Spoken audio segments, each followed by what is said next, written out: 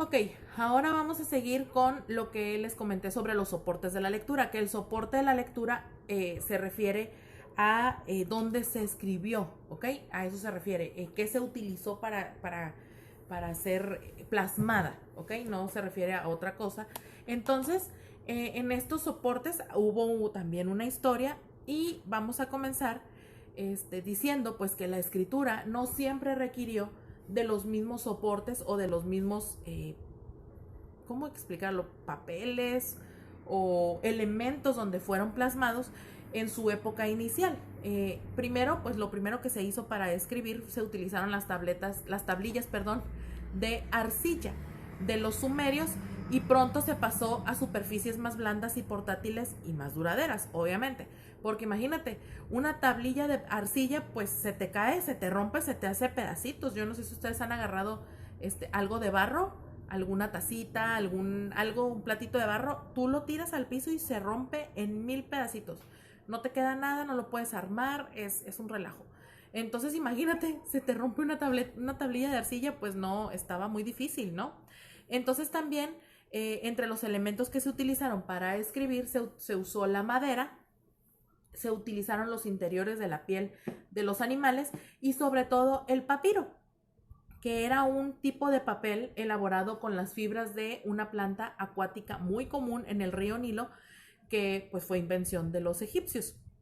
Estos papiros se enrollaban y se transportaban en envases cilíndricos. No sé si han visto los tubitos que usan los ingenieros civiles o los arquitectos para guardar sus planos. Imagínenlo de esa manera. Solo que esos eran elaborados de piel de animal también. Y entonces se enrollaban, se guardaban ahí y se iban almacenando como en una especie de gabinete. Y que de hecho esos fueron encontrados también en diversas cuevas, han sido encontrados en cántaros, adentro de los cántaros también se guardaban. Entonces, gracias a eso es de que se conoce muchísimo material histórico escrito de esas épocas gracias a la preservación del papiro en esos tubitos o en los cántaros. Después se inventó el papel de celulosa, que fue en ese sentido pues una gran revolución, ya que los textos podían ser más portables y más duraderos. El papel de celulosa pues es el papel que nosotros conocemos actualmente. La celulosa es un componente que se encuentra en los árboles, es como un tipo de savia de los árboles, se ve como blanco, tiene una textura bastante interesante la celulosa, quema de hecho. Yo no sé si en alguna oportunidad ustedes pudieran viajar a algún lugar donde se fabriquen hojas y de hecho es así, el olor es como un olor como verde, como zacate, así, tiene un olor muy particular la celulosa. Y la celulosa pues se procesa y obviamente pues se da con químicos y se hace calor y varias cositas que permiten entonces que lleguemos a lo que ya tenemos en este momento. Entonces, estos papeles de celulosa también podían coserse por el borde y formaron así los primeros libros que serían pues el patrimonio exclusivo de la iglesia durante el medievo europeo. Entonces ya una vez el papel de celulosa era un papel gruesecito. No sé si ustedes alguna vez han tocado el papel opalina. Hay uno que es corrugadito, imagínenlo en esa textura. Se cosía en el canto de los libros, se cosía y se podía encuadernar y así era más fácil preservarlo. Imagínate tener un libro escrito en 20, en 50 rollos. Era bien complicado porque de aquí a que encontrabas el rollo uno, pero así, entonces ya podía tener un orden. Así fue como se fue dando pues ese avance, ¿no? A esto pues le seguiría la invención de la imprenta en el siglo XV, lo cual pues permitió la masificación del libro, es decir, que el libro llegara a grandes personas, a muchas personas, ya no estaba encerradito en la iglesia y el rey, ya otras personas podían tener acceso a los libros y su producción mecánica pues era mucho más fácil realizarse porque ya no necesitabas copistas, que eran la gente que escribía, o amanuenses, así se llamaban, que eran los que escribían los libros. Y pues imagínate cuántos libros puede escribir una persona, pues uno cada, no sé, cada 4 días, 5 días, yo no sé. Y ahora con la imprenta, pues en este proceso de stencil, ahora ya salía mecánicamente y vámonos, salía rapidísimo y ya no tenían por qué estar batallando para reproducirlos. Entonces el nacimiento de la industria del libro, que dura hasta nuestros días, no habría sido posible de otra manera si no hubiera seguido estos patrones de desarrollo. Entonces, después de entender este proceso, bueno, pues ¿para qué sirve la escritura? La escritura cumple con diferentes funciones en la vida humana. Inicialmente la palabra poseía un rol mágico, ritual o religioso en las comunidades, ya que se vinculaba con lo sagrado. De ahí los libros sacros o con el poder como los edictos reales. Entonces, en todo caso, la escritura sirve para la comunicación de ideas, la transmisión de un mensaje, por simple o complejo que sea, entre un emisor y un receptor, que pueden estar separados en tiempo y distancia. Esto es una comunicación en ausencia del emisor. Entonces, del mismo modo, pues la escritura sirve como una memoria alternativa. Podemos escribir las cosas que sabemos para volver a ellas después sin temor a el olvido o a que el olvido nos arrebate ese conocimiento. Un libro lo que hace es que preserva los pensamientos de una persona o de una comunidad, y entonces pues esto se va pasando de tradición a tradición. La escritura tiene mayor duración que la palabra hablada, porque la palabra hablada pues se nos olvida en 5 segundos.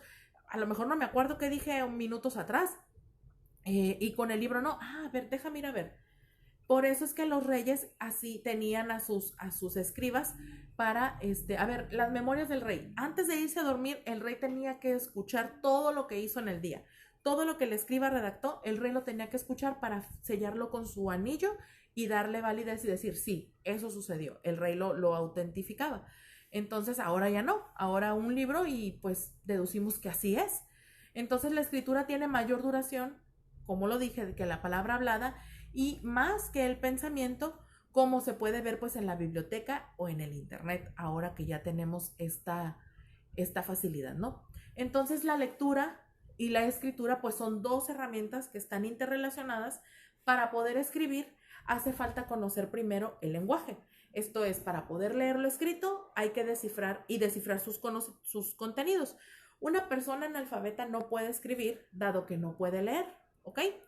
Entonces, pues la escritura como forma de expresión artística es el reino de la literatura y se le ejercita prácticamente desde la invención de la escritura. En un principio fue una forma de contener textos rituales o sagrados, y luego permitió preservar los relatos funcionales y épicos para las generaciones venideras. Hoy en día la escritura tiene 3 géneros: la narrativa, la poesía y el ensayo. Esos son sus géneros más importantes.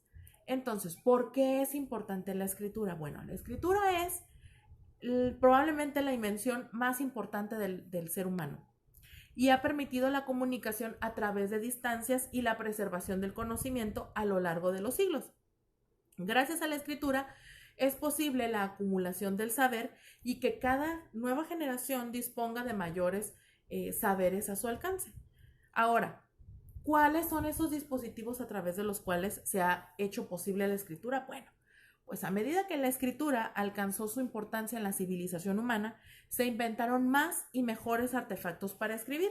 Uno de ellos es la pluma de ave sumergida en un tarro de tinta vegetal. La punta era rígida y se utilizaba pues para escribir al modo occidental, mientras en el otro extremo se usaba para la caligrafía asiática. Fíjate, yo no sabía eso. Entonces, la pluma tenía 2 lados, que es como la punta rígida, yo creo que es la que va pegadita al ave. Entonces esa era la que se usaba para escribir occidentalmente, y la parte lisa o volada pues se usaba para como un pincel para la caligrafía asiática, para los quillankis asiáticos. Entonces, en el uso habitual pues fueron reemplazados por el lápiz de grafito envuelto en madera y el bolígrafo, un aparato de plástico para derramar tinta sobre el papel de manera delicada. Y también existen invenciones mucho más complejas como el teletipo, la máquina de escribir, la computadora, que emplean para ello pues teclados compuestos y botones, ¿no? Entonces pues la escritura digital ahora es uno de los últimos pasos de la historia de los soportes de la escritura, porque pues puede ser llamada tinta electrónica o papel virtual, y la nueva tecnología pues dio la posibilidad de escribir en una pantalla virtual, en una hoja de papel cibernética que no existe físicamente hasta que se imprime. Entonces, pues esta revolución va de la mano del surgimiento de las computadoras, del internet y de la cultura digital que ha nacido a finales del siglo XX, es decir, el siglo pasado que nos tocó vivir, y ahí es como ha ido avanzando este proceso de la escritura. Como pueden darse cuenta, no ha sido sencillo, ha sido un proceso bastante largo, bastante meticuloso, lleno de personajes, llenos de inventos, llenos de innovaciones tecnológicas, y hemos llegado hasta aquí. Entonces creo que como humanos no lo hemos hecho tan mal, pero necesitamos esperar a ver qué sucede en las próximas generaciones. Muy bien, chicos, pues entonces así cierro el tema de hoy para que ustedes realicen su trabajo. Los espero mañana en nuestra próxima clase. Atentos con sus trabajos, por favor, y con su portafolio de evidencias. Cuídense mucho, muchachos, y les deseo un excelente día. Nos vemos mañana.